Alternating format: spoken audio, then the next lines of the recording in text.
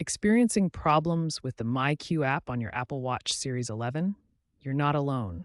Common issues include notification failures, login problems, and complications not displaying correctly. First, ensure your myQ app is updated to version 7.2 or later via the App Store on your paired iPhone. Next, restart your Apple Watch.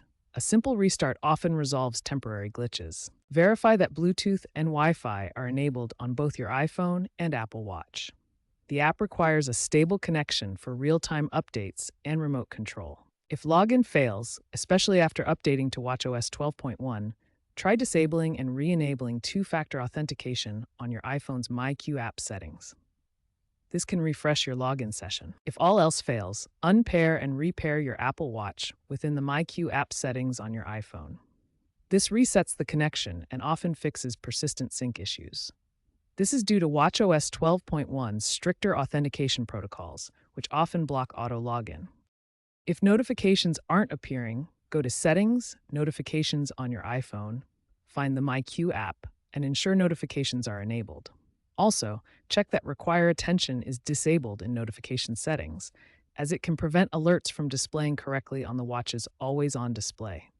For complications that aren't updating, ensure Background App Refresh is enabled for myQ in your iPhone settings.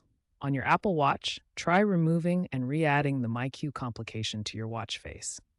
This forces a data refresh. A common issue affecting 15 to 20% of Series 11 users include login failures and intermittent notifications. To combat these issues, ensure you have stable internet, re-authenticate the myQ app, and repair the devices. A firmware mismatch between Series 11 hardware and myQ hubs affected 5% of users, which a software update fixed.